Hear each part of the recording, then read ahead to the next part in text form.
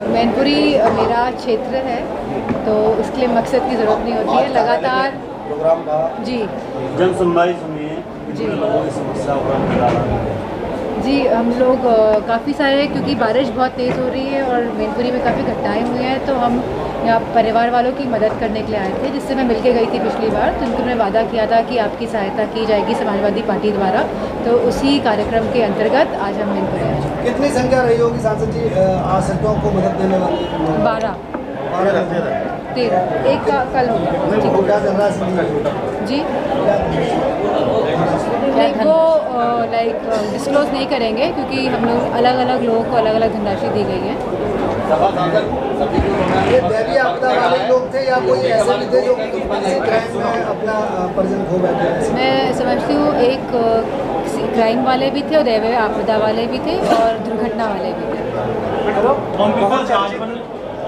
कवित्री मधुमिता हत्या सरकार ने उनके आरोपियों को बरी किया है और जो मधुमिता उनकी बहन सुप्रीम कोर्ट सी गई है, उनको राहत नहीं मिली। क्या सरकार इसी तरीके से जो आरोपियों, बहुत ही निराशाजनक स्थिति है उत्तर प्रदेश में महिलाओं के लिए, और मैं समझती हूँ कि गुजरात में भी इसी तरह का किस्सा है, जहाँ पे जो लोग कन्विक्ट किए गए थे उनको रिहा किया गया है और जहाँ पे भाजपा के लोगों ने उनकी फूल और मालाओं से उनका स्वागत किया है। तो बहुत ही अलग परिस्थितियाँ हैं भारत जिससे गुजर रहा है, जहाँ एक तरफ महिलाएं सुरक्षित नहीं है और जो लोग कन्विक्टेड है उनको छोड़ा जा रहा है और भाजपा के लोग उनको मालार्पण करके उनका स्वागत कर रहे हैं। तो अलग तरह का मैसेज दिया जा रहा है पूरे देश भर में महिलाओं के खिलाफ। कहा यह जा रहा है उनके अच्छे आचरण के चलते उन्हें छोड़ा गया है।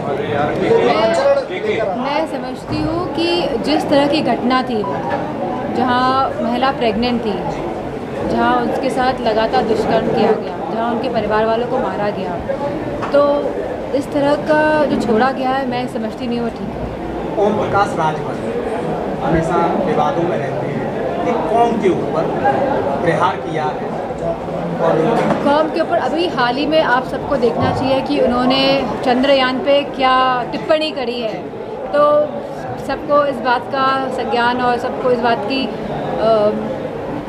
बात का पता चल जाएगा कि ओम प्रकाश की खुद की अंडरस्टैंडिंग क्या है मामलों को लेकर, और वो खाली मीडिया में बने रहने के लिए इस तरह की टिप्पणियां करते रहते हैं। सभा सांसद सफीकुर रहमान वर्ग ने कहा है कि योगी जी हमारे दोस्त हैं, दुश्मन नहीं है। अचानक इस तरीके का किसने कहा है? सपा सांसद हमारा कोई भी दुश्मन नहीं है। हम लोग हिंदू हैं और हिंदू धर्म का जो धर्म है वो सनातन धर्म है, तो सनातन धर्म में कोई दुश्मन नहीं होता है और मुझे खुशी है अगर उन्होंने ये बात कही है। तो मैडम सबसे ज़्यादा सत्ता पक्ष को इस समय जो भय व्याप्त है वो सपा से, कारण ये है कि यूपी में सपा के अलावा आपको समझना चाहिए कि डबल इंजन की सरकार थी, जहाँ 10 साल केंद्र सरकार को पूरे होने जा रहे हैं, वहीं 7 साल हमारी राज्य सरकार के भी पूरे होने जा रहे हैं, और बहुत सारी उम्मीदें थी और बहुत सारे वादे किए गए थे जनता को। हमारे युवाओं से बहुत सारे वादे किए गए थे, किसानों से वादे किए गए थे, महिलाओं से वादे किए गए थे, और अपने वादों पे ये बिल्कुल खरी नहीं उतरी है। डिम्पल जी 2024 में आप यहीं से इलेक्शन लड़ेंगी या फिर कोई जिला बदलेंगी? जी कोई मंथन हुआ अभी तक? नहीं, ये तो पार्टी तय करेगी कि ये चुनाव कहाँ से लड़ना है और लड़ना भी है या नहीं। स्वास्थ्य व्यवस्था है जहाँ सबसे ज़्यादा ये सरकार ये कहती है कि जो प्रधानमंत्री स्वास्थ्य बीमा से संबंधित सबसे ज़्यादा जो रिपोर्ट इस समय आई है कि वो सुने हुए हैं, बहुत घोटाले हुए हैं। आप एकदम सही कह रहे हैं। कैग रिपोर्ट के अंतर्गत बताया गया है कि बहुत सारे ऐसे लोग जो मर चुके हैं उनके अगेंस्ट में भी इस तरह के स्वास्थ्य की और करोड़ों रुपए निकाले गई है राशि, तो ये बहुत बड़ा घोटाला है। यही घोटाला नहीं है, हमारे रोड कंस्ट्रक्शन के घोटाले हैं और जहाँ तक बहुत बड़े बड़े घोटाले आप देखेंगे सामने आएंगे, और ये खाली 5 किलो राशन दे के लोगों को सीमित रखना चाहते हैं। लोगों को जहाँ ये बात करते हैं कि लोग पर्याप्त बने, आत्मनिर्भर बने, लेकिन ये निर्भर रखना चाहते हैं। ये नहीं चाहते हैं कि समाज एक साथ आगे बढ़े, तो लोगों में फूट करवाते हैं और शासन करने की इनकी खाली रणनीति रहती है। डिम्पल जी आप मैनपुरी के सांसद हैं, लगातार मैनपुरी में प्लॉटों पर और मकानों पर कब्जे हो रहे हैं, हर दूसरी ये स्थिति पूरे उत्तर प्रदेश में है कि लगातार प्लॉटों के कब्जे हो रहे हैं और इस तरह की घटनाएं सामने आ रही है और ये राज्य सरकार लगातार जो ट्रांसफ़र वाली पॉलिसी लेके आ रही है कि परिवार में 5,000 रुपये में ट्रांसफ़र कर सकते हैं, ये क्यों लाई जा रही है बार बार ये पॉलिसी, इसी के अंतर्गत लाई जा रही है। मणिशंकर अय्यर ने प्रधानमंत्री नरसिम्हा राव को भाजपा का पहला प्रधानमंत्री बताया है। मणिशंकर मुझे इस बात का संज्ञान नहीं है। उनकी अभी एक किताब भी आई है। जी जी नहीं, मैंने इस बात में मैंने संज्ञान नहीं लिया। मैं देख के बता। गौतम गंभीर भाजपा सांसद ने बताया कि जो मणिपुर में जिस तरह घटना हुई है उसमें अपने आप को भारतीय बोलने में शर्म आती है। तो इस तरह के बयान को भाजपा का सांसद द्वारा आप किस तरह से देखती हैं? मैं समझती हूँ उनमें हिम्मत थी जो उन्होंने प्रखर होकर अपनी बात रखी है, क्योंकि संसद में मणिपुर के 2 सांसद थे और उनको बोलने तक की अनुमति नहीं दी गई। तो आप समझ सकते हैं कि कितना उनको दुख पीड़ा रही होगी कि वह अपने प्रदेश के लिए नहीं बोल पाए, जब पूरी बहस ही मणिपुर में होने के नाम पे शुरू हो गई थी। तो सरकार बहुत ही संवेदनहीन सरकार है, ये किसी के दुख और दर्द को नहीं समझती है, ये खाली वोट बटोरने की राजनीति करती है। इन्हें कोई मतलब नहीं है कि जनता किस हालत में है, कैसी परिस्थितियां हैं, कैसी समस्याओं का सामना जनता को करना पड़ रहा है। जिस तरह से मैडम चुनाव आयोग के वो पद के उसमें नियुक्ति को लेकर बीजेपी ने कमेटी गठित करके चुनाव पालिका के उससे CBI को बाहर किया है। इसको लेके आप क्या समझते हैं? क्या इसमें लोकतंत्र क्या बचेगा या आने वाला 2024 का चुनाव प्रभावित कितना होगा? मेरा अनुमान है कि 2024 का चुनाव है वो हमारे संविधान जो बाबा भीमराव अंबेडकर जी ने दिया है उसको बचाने का ये चुनाव है। जहाँ तक 80% की राष्ट्रीय जिसने बात करी है, तो हम सभी चाहते हैं कि जो आखिरी पंक्ति में जो इंसान खड़ा है, जो हमारे देश के लोग खड़े हैं, उनको हक और सम्मान मिले। बताया कि जो मणिपुर में जिस तरह घटना हुई है उसमें अपने आप को भारतीय बोलने में शर्म आती है।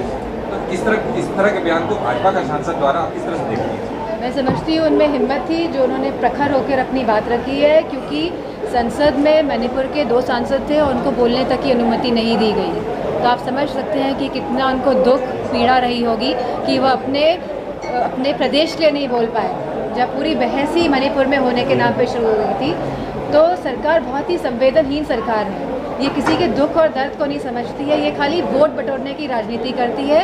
इन्हें कोई मतलब नहीं है कि जनता किस हालत में है, कैसी परिस्थितियां हैं, कैसी समस्याओं का सामना जनता को करना पड़ रहा है। जिस तरह से मैडम चुनाव आयोग के वो पद के उसमें नियुक्ति को लेकर बीजेपी ने कमेटी गठित करके चुनाव पालिका के उससे CBI को बाहर किया है। इसको लेके आप क्या समझते हैं? क्या इसमें लोकतंत्र क्या बचेगा या आने वाला 2024 का चुनाव प्रभावित कितना होगा?